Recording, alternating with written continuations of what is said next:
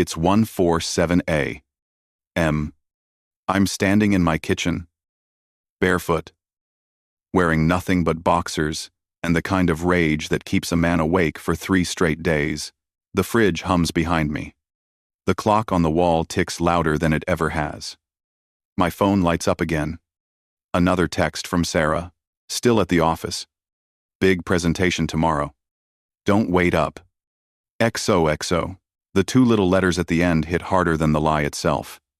Kisses and hugs, sprinkled on top of deception like sugar on poison. I scroll up through our conversation. 6 weeks of the same story. Working late. Big client. Helping Tom with the campaign.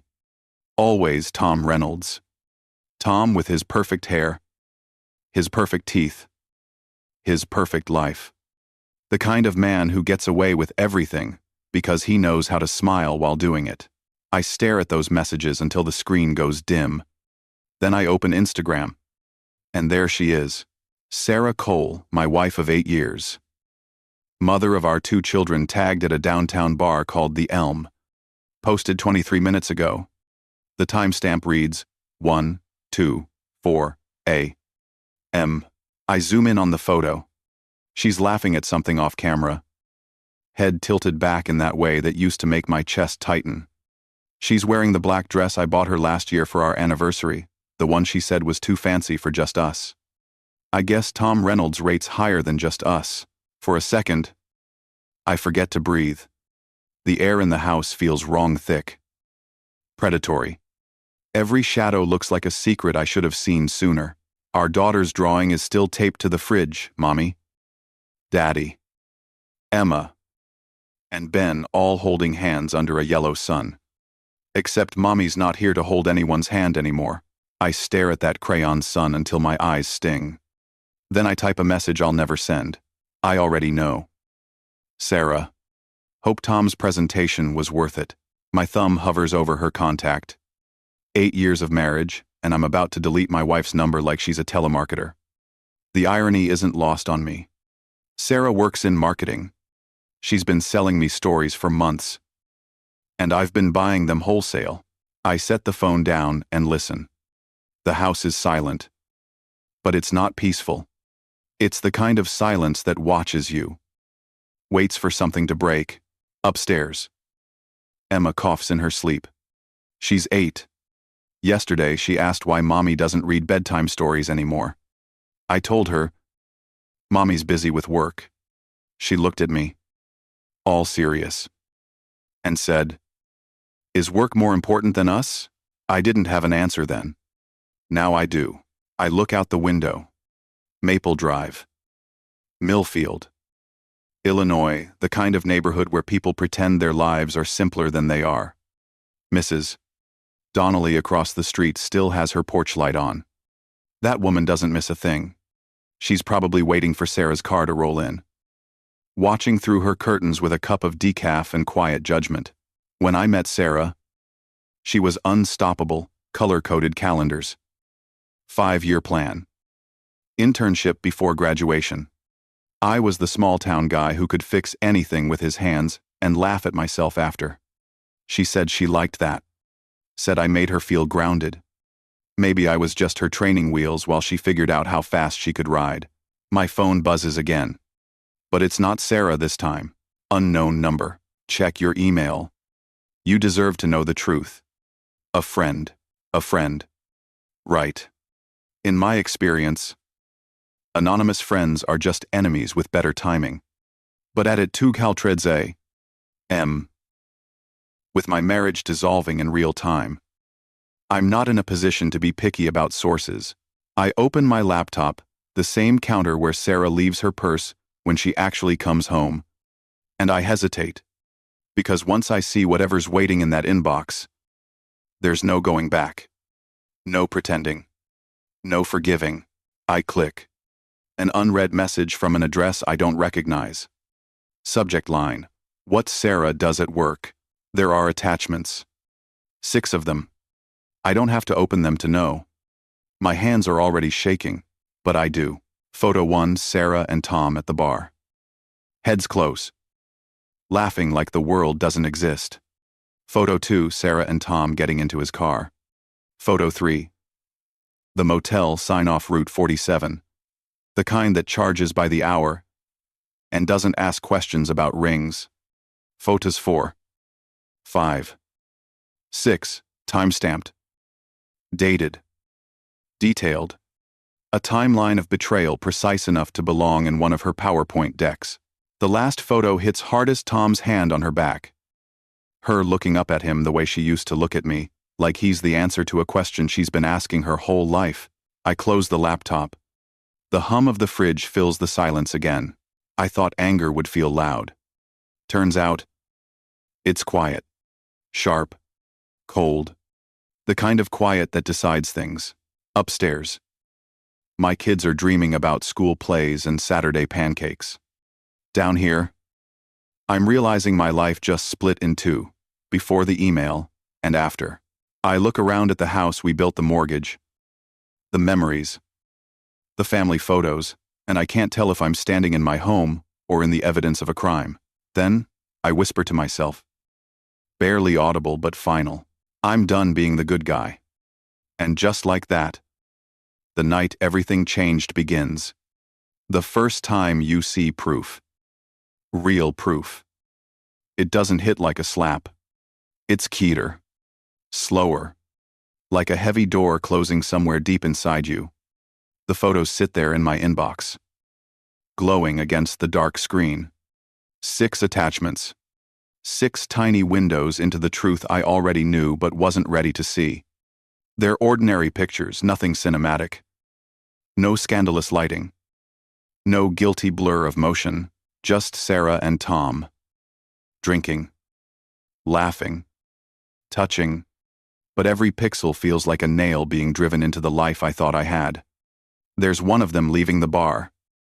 Her hair falling over her shoulder the way it used to when she'd sneak into my office at lunch just to kiss me.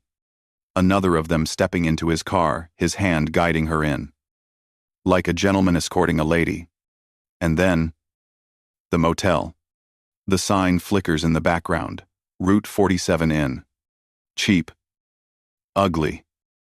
Anonymous. The kind of place people go to make their mistakes look temporary. I stare at the timestamps tonight. Last week.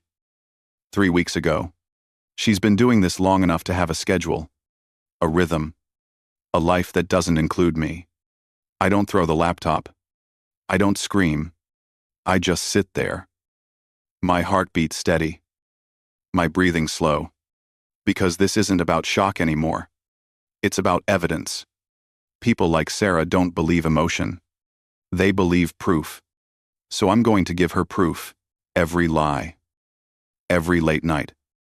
Every minute she traded family for fantasy. I'm going to document it like a case file. If my life has become an investigation, then I'll be the detective who closes it. I close the email. Shut the laptop. And walk to the stairs. The wood creaks under my feet. I stop halfway up. Listening. Ben's soft snore from the left. Emma's small sigh from the right. That's what home used to sound like, safety. Now it feels like a shelter built on borrowed time. I push open Emma's door. She's sprawled across the bed. One arm thrown over her stuffed unicorn. Her blanket half on the floor. I fix it. Tuck her in.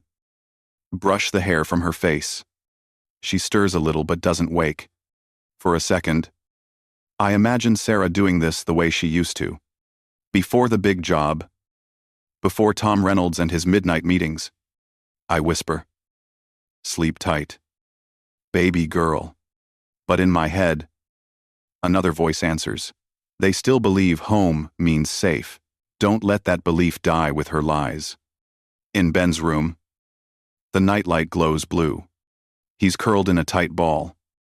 Thumb near his mouth. He's 5. Sarah used to tell him, big boys don't suck their thumbs. Now I want to tell him the opposite. Do whatever you need to feel safe. Kid. Because your mother forgot how. I stand in the hallway between their rooms. A line from some old boxing coach comes back to me. The moment before you throw a punch, that's when you decide what kind of man you are. Maybe that's what this is. My moment before the punch. Downstairs again. I pour a glass of water. The house feels smaller now. Like, it's listening. The walls have absorbed too much silence. Too many late nights when I convinced myself that her distance was stress, not betrayal. I remember all the little details I ignored. The perfume that didn't smell like hers. The laughter over speakerphone followed by quick excuses. The nights she came home humming songs I hadn't played. Each one a breadcrumb leading straight to this inbox of truth. I open the laptop again and stare at her face in those photos. She doesn't look like a stranger. She looks like the woman I married, only lighter. Freer. Like she's shed the weight of family. Of vows. Of me. Maybe I was the anchor she couldn't carry anymore. Or maybe Tom was just the storm that made her let go. My hand hovers over the delete button. For a second, I want to erase it all, go back to pretending. To fragile normalcy. But that's not who I am anymore. I save the photos instead. Label the folder, work files. Because that's what she called it. Isn't it work? Might as well make the lie official. I sit back and let the rage settle into something colder. Controlled. Purposeful. There's an old saying my dad used to throw around when life kicked him down. A man's got two choices. Drown in anger. Or learn to breathe underwater. Well, I'm learning to breathe. I glance at the family photo on the mantel, all smiles. Summer light. Hands on shoulders. It used to mean happiness. Now it's evidence. 2. This is the part of the story where most men break. Where they drink, cry, beg, or collapse. But not me. Not tonight. Because the worst thing about betrayal isn't losing someone. It's realizing how much of yourself you gave them to destroy. I finish the water. Set the glass down gently. And in that quiet kitchen, surrounded by the ghosts of everything I built, I make a promise not out loud. Not to anyone else. But to the man staring back at me in the window's reflection. I'm done being the good guy. From now on, I'm the man who knows. And knowledge real. Brutal knowledge is the first weapon in any war. Morning comes the way it always does, uninvited. Unapologetic. The sun crawls across the kitchen counter, lighting up everything I don't want to see. The cereal bowls. The kids' backpacks. The silence. It's been 4 hours since I saw the truth. 4 hours since I realized the woman I married is living 2 different lives. And now, as I flip pancakes for the kids, I'm wondering which version of her is going to walk through that door. Emma hums softly as she colors at the table. Ben is half asleep, stirring his cereal like it's a job he doesn't want. They don't know anything's wrong. They still think mommy works late because she's important. They still think home means safe. Then I hear it. The sound of keys at the door. Sarah walks in like she owns the morning, her hair's tied back. Her heels click against the tile. And she's still wearing yesterday's clothes.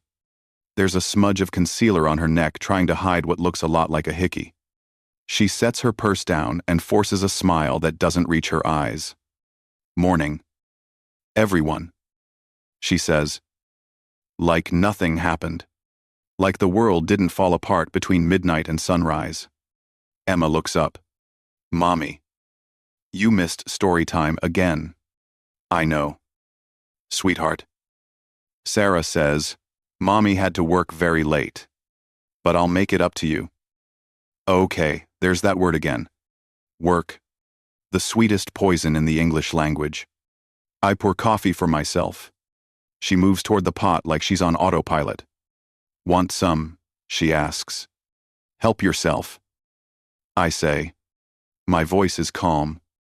But underneath it, something's shifting. Something final. She adds cream and 2 sugars. Just like always. It's almost funny the rituals we cling to. Even while everything else is burning down. You're quiet this morning, she says, settling across from Emma. Everything okay? I take a sip of coffee. Let the bitterness sit on my tongue before answering. Just thinking. About what work? That gets her attention. She smiles, polite. Mechanical. Yeah. I know how that feels. The Morrison account is killing me. Tom and I interrupt. You mean the meeting at the Sunset Motel? The one that lasted till 2 a.m. The words hit the table like a gunshot. Her face changes the kind of shift you can't fake. First confusion. Then fear. Then the desperate calculations of someone trying to rewrite the past in real time. What are you talking about? She says, her voice trembling just a little. I set my coffee down and look her straight in the eye. You're a great storyteller, Sarah, but you're not that good. For a moment. The only sound in the kitchen is the ticking clock. Then Emma asks, Daddy, are you mad? I force a smile. No. Sweetheart, Daddy's just done with make-believe. Sarah's hands start to shake. Ethan, please. Let's not do this in front of the kids. You started it in front of them. I say quietly, you just didn't think they'd ever notice. Her eyes are wet now. Her voice dropping to a whisper. It's not what you think. Then what is it? Sarah. Business development. Market strategy. Is that what you call it when you spend the night in a motel with your coworker? She doesn't answer. Because there's nothing left to say.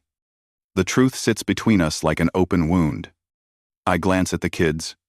Ben's staring at his cereal. Emma's pretending to color, but her crayon hasn't moved in a while. I can't let them watch this. Not this version of their mother. Daddy, can you take us to school today? Emma asks softly. Mommy looks tired. Out of the mouths of babes. Of course. Sweetheart. I say. Go get your backpacks. They run upstairs, the sound of small feet on wooden steps. The sound of innocence leaving the room. When we're alone, Sarah whispers, we need to talk about this. No. I say, you need to face it. Her voice breaks. It was a mistake.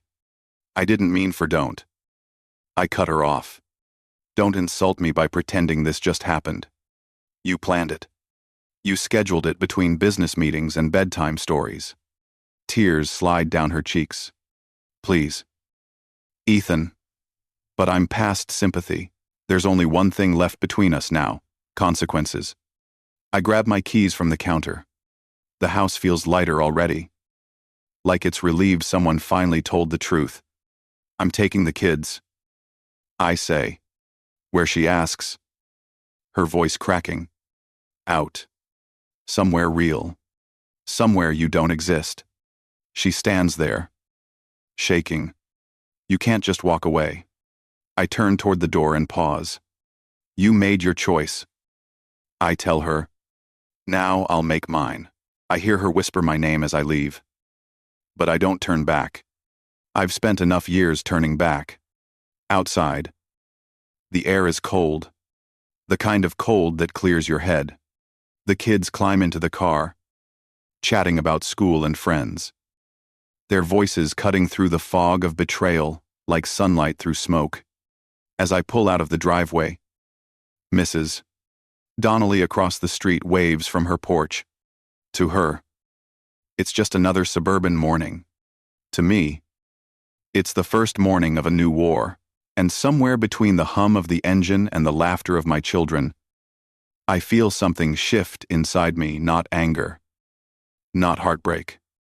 Something sharper. Focus. This isn't over. Not by a long shot. The music in my head changes a low, steady hum of purpose. The sound of a man who's finally done waiting for justice. Because she made her choice. And now, it's my turn. The first few days after everything blew up, I moved like a ghost through my own house. No shouting. No begging. No apologies. Just silence and paperwork.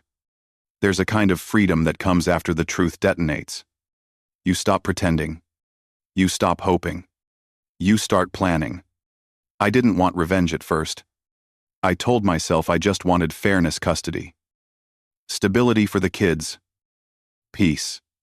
But peace doesn't come easy when every corner of your home smells like a lie.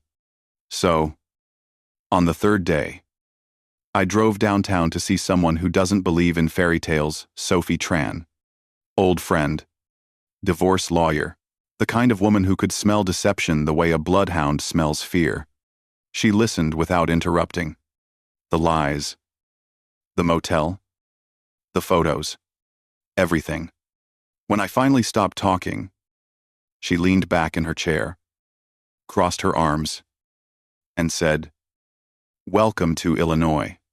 We call it a no-fault state, but betrayal is still leverage if you play it right."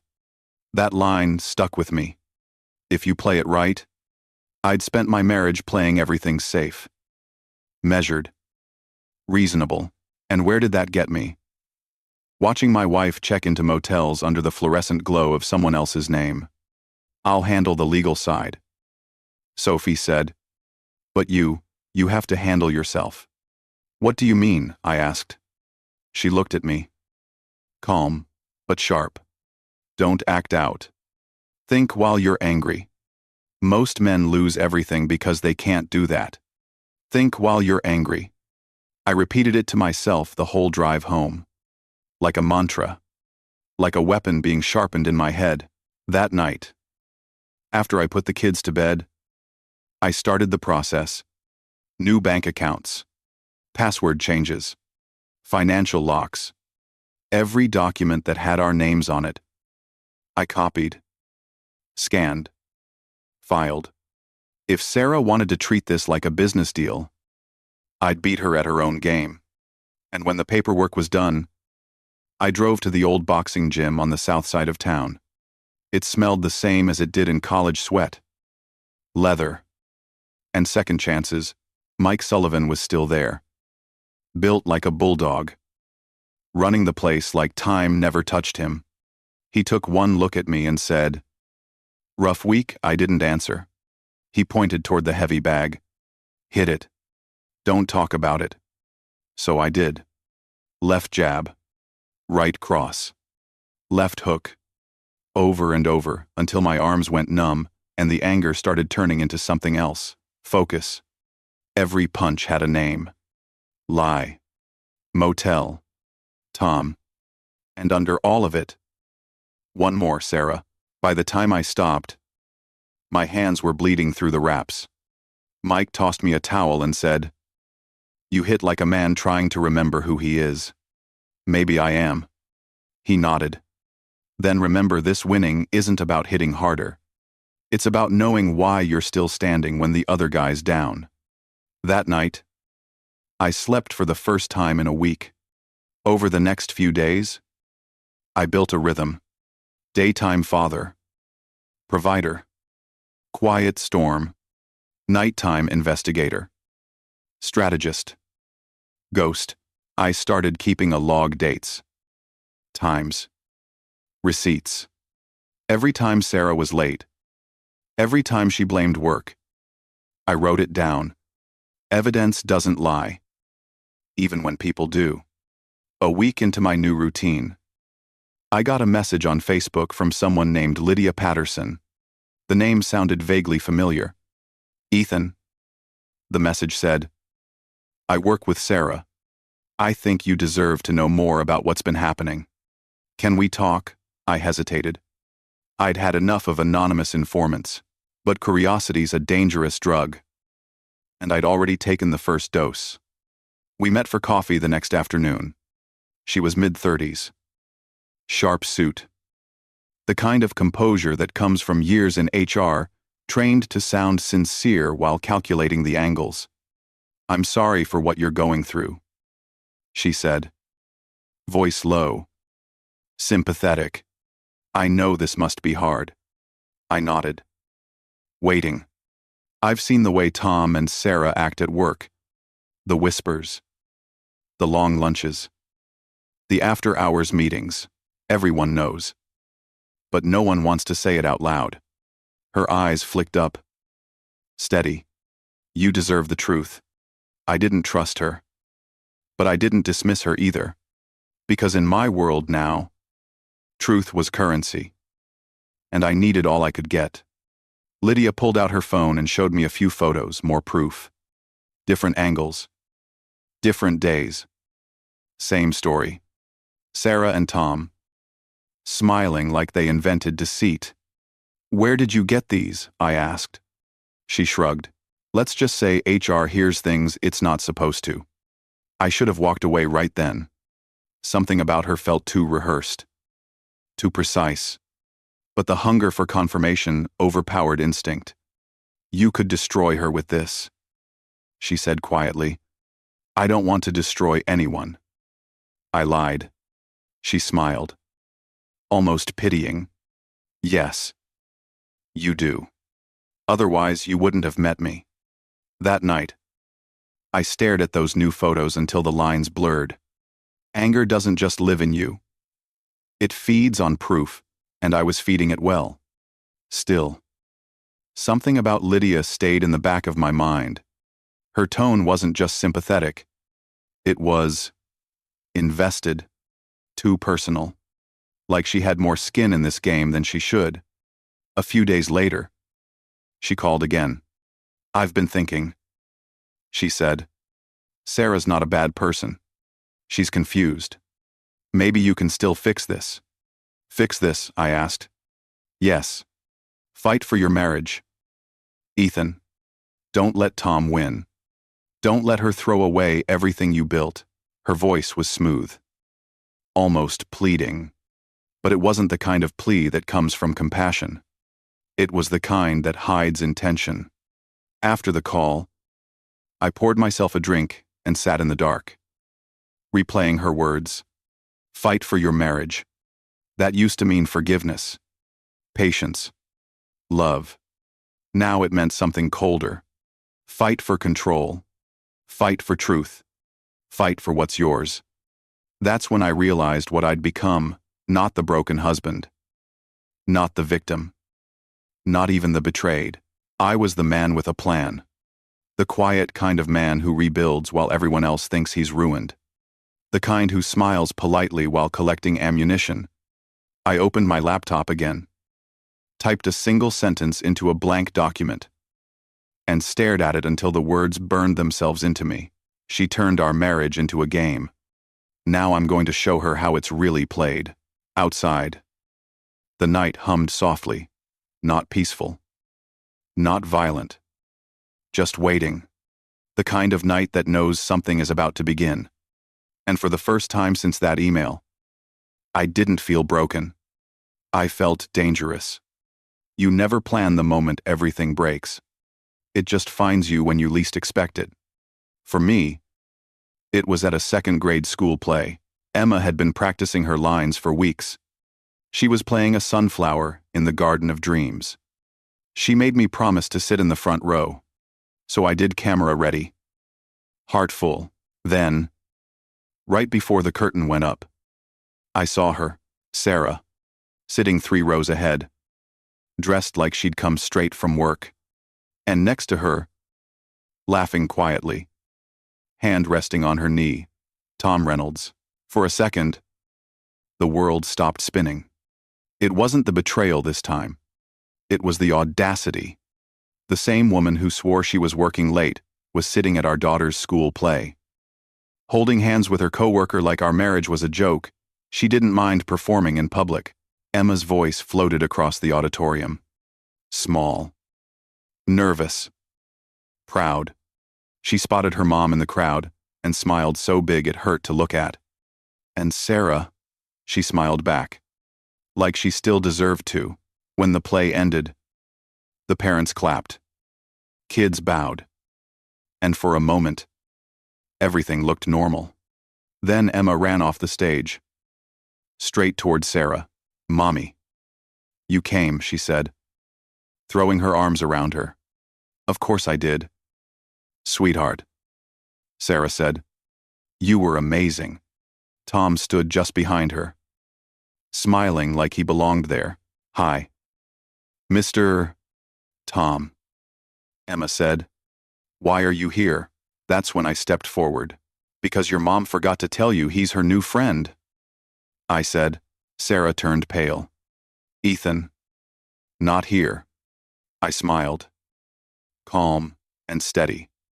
Why not? You brought him here. Didn't you? Might as well introduce him properly. People nearby started to notice. Teachers. Parents. Whispering. Watching. Ethan. Please. She whispered. I looked her dead in the eyes and said, Adults don't sleep with coworkers. Sarah. They go home to their families. The silence after that was long enough to drown in.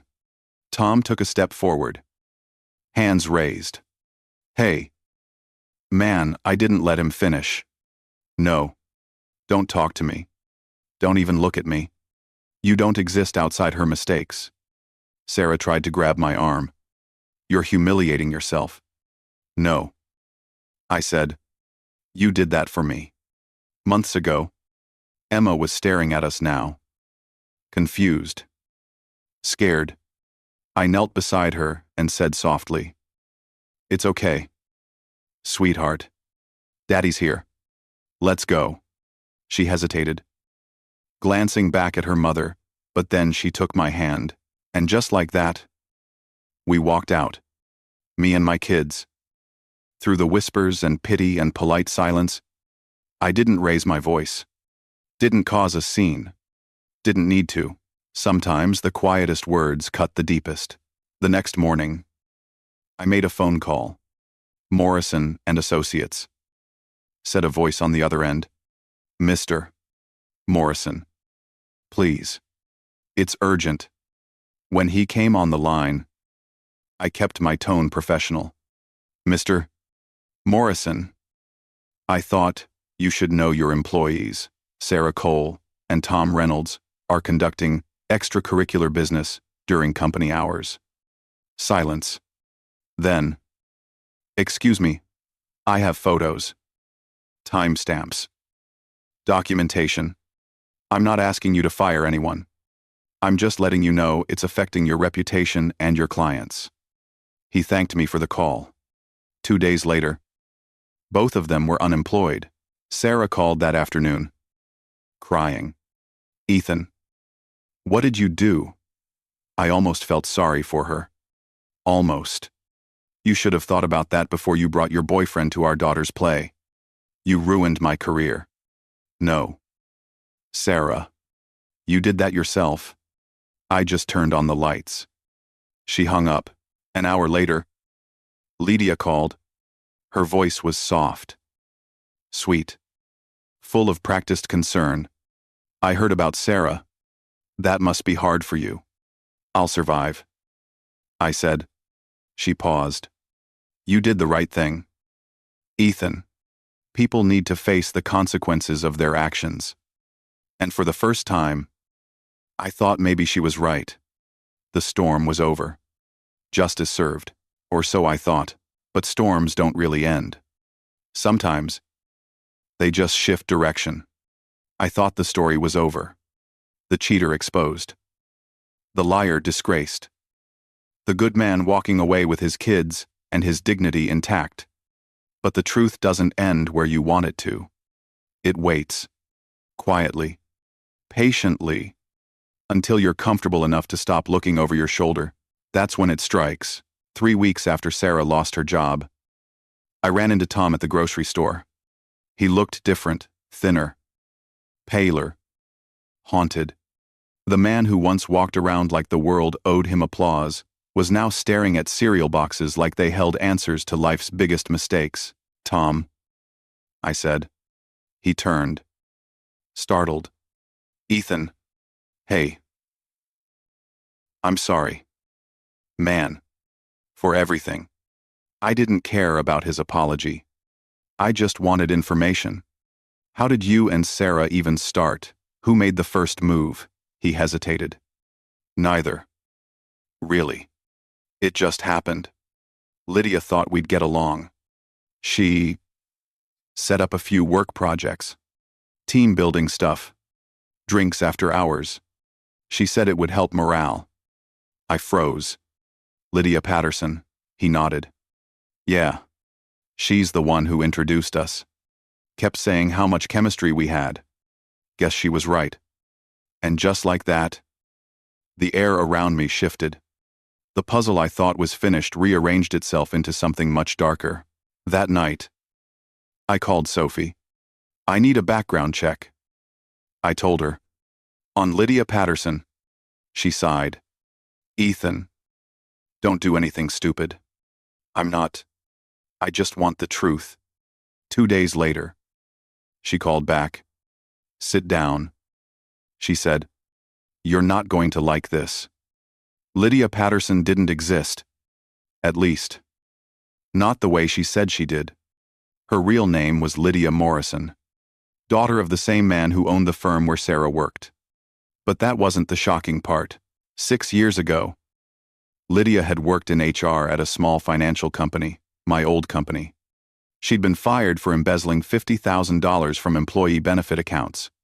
And the man who reported her, me, I could still remember the meeting, her tearful apology. The quiet dismissal. The company choosing not to press charges after she paid it back. I hadn't thought about her once since then. But apparently, she'd thought about me every single day. Sophie's voice was calm but heavy. She's been planning this for years. Ethan. She got a job at your wife's firm. Befriended Sarah. And slowly planted the seeds. The late nights. The meetings. The bar outings, all of it orchestrated. For what I asked. Revenge. You cost her a career. And she wanted to take yours and your family apart, piece by piece. I sat there in silence. The pieces falling into place. The anonymous emails. The photos. The carefully timed, helpful messages. She wasn't just documenting the affair, she'd created it. Sophie's voice broke through the static in my head. Ethan. You need to be careful. People like her don't stop. They double down when cornered. But she was wrong about one thing. Lydia wasn't the only one who knew how to plan. She spent 6 years building her revenge. Now it was my turn to build mine. When I finally faced Lydia, there wasn't anger left, just precision. Anger burns fast. But clarity lasts. We met at the same diner where it all began. The place where her first email had set everything in motion. She smiled when she saw me. Confident. Rehearsed the way people smile when they still think they're winning. Ethan, she said. I'm glad you wanted to talk. I think we can help each other. I let her speak for a while. Just long enough for the arrogance to fill the room. Then I leaned forward. My voice steady. You didn't destroy my marriage. Lydia. You exposed yours to your own sickness. Her smile faltered. What are you talking about? I'm talking about the truth. Your real name. The money you stole. The job you lost. And the 6 years you spent trying to punish the man who caught you. Her hands went still on the table. You can't prove anything. I smiled. That's the difference between us. You rely on manipulation. I rely on proof. I told her I'd already spoken to her father. That I'd shown him everything, the photos. The emails. The motel receipts. The fake names. The burner accounts. And I'd shown it all to the police, too. You've been living in your own fantasy. I said. A revenge story where you play the hero. But this isn't your story anymore. For the first time, she looked small. Ethan, you don't understand. You ruined my life first. No. I said. You ruined it when you decided to steal. And now, you did it again, just with different tools. Her voice cracked. You can't do this to me. I stood up. Calm and final. I didn't. You did. I walked out of that diner and didn't look back. Behind me, she called my name, but her voice sounded distant. Already fading. The same way the past does when you finally stop living inside it. 6 months later, everything was quiet again. The kind of quiet that used to feel empty but now feels earned. Lydia Morrison pleaded guilty to fraud, harassment, and stalking. 2 years in prison. Restitution. A public apology from her father's firm. Justice doesn't always come fast. But when it does, it comes clean. Sarah rebuilt her life. Slowly. She got her job back. Started therapy. Spends weekends with the kids. We're not together, maybe we never will be again, but we're learning to be something else. Co-parents. Survivors. People who can tell the truth without flinching. Emma's drawings look different now. There are 3 figures instead of 4 me. Her. And Ben standing under a bright yellow sun. She still draws a heart above us. It's smaller, but it's real. I still train at the gym. Mike says I hit cleaner now. Not angrier. He's right. The punches aren't about pain anymore. They're about remembering I can stand my ground and stay calm while doing it. Sometimes I sit on the porch at night, watching the lights across Maple Drive. The same houses. The same street. The same world, but somehow, I see it differently now. There's peace here. Not the kind that's given, but the kind that's earned through fire. Betrayal doesn't define a man. His response does. I used to think revenge was about winning. Now I know it's about protecting what's left when the storm's over. I look at my kids, at the home that still stands, and I think this isn't the family I planned, but it's the family I have, and I'll protect it, no matter what. If this story hit you hard, drop your thoughts in the comments below. Would you forgive? Or let the truth speak louder than revenge? Don't forget to like, share, and subscribe for more real stories about betrayal, justice, and the strength it takes to rebuild.